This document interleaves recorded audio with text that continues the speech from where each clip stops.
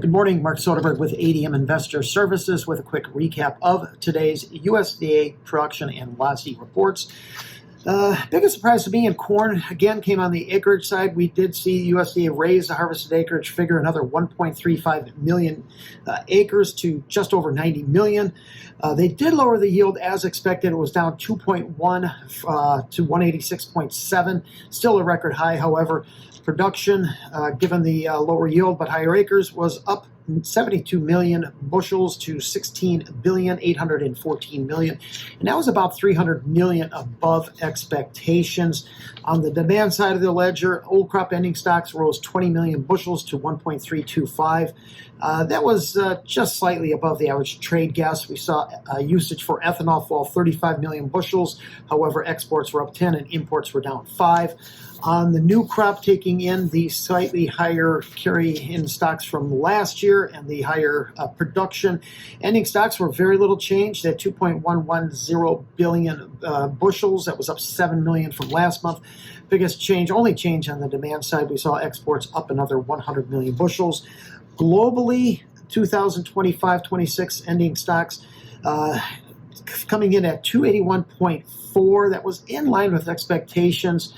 The only change, or most notable change, was they did finally raise the Brazilian production forecast 3 million metric tons to 135.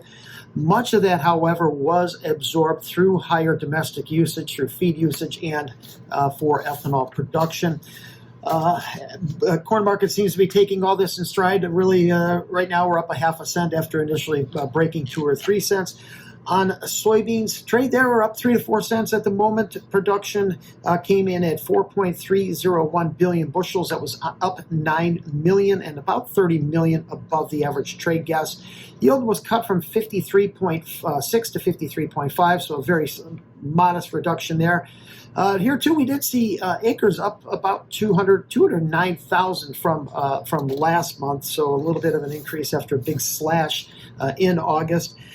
Old crop ending stocks left unchanged at 330 million bushels. New crop ending stocks rose 10 million bushels to 300 million even. We did see a 15 million bushel increase in crush, while a 20 million bushel cut in the exports as we continue to wait out China to see if we get a trade deal done there.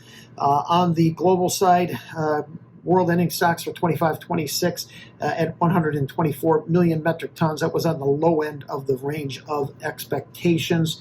We did see the average farm price in the U.S. lowered 10 cents to $10 a bushel even. And in wheat, I would say today's numbers were a little supportive domestically, yet the world numbers look pretty heavy. Wheat right now is 3 to 4 cents lower.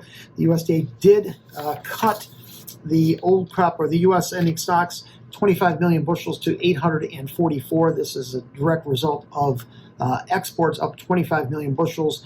They did lower the average farm price here in the U.S. by 20 cents a bushel to $5.10. Global stocks expected to rise to 264 million metric tons. That as about 3 million metric tons above expectations. We did see global production up just over 9 million metric tons, increases in all the major exporters: Argentina, Australia, Canada, Russia, and Ukraine.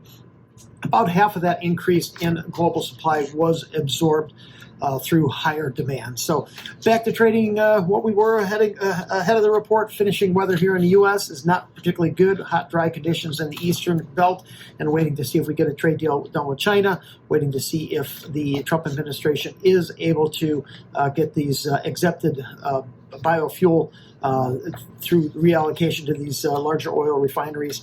And that's about it. Looking mixed right now. Have a great day.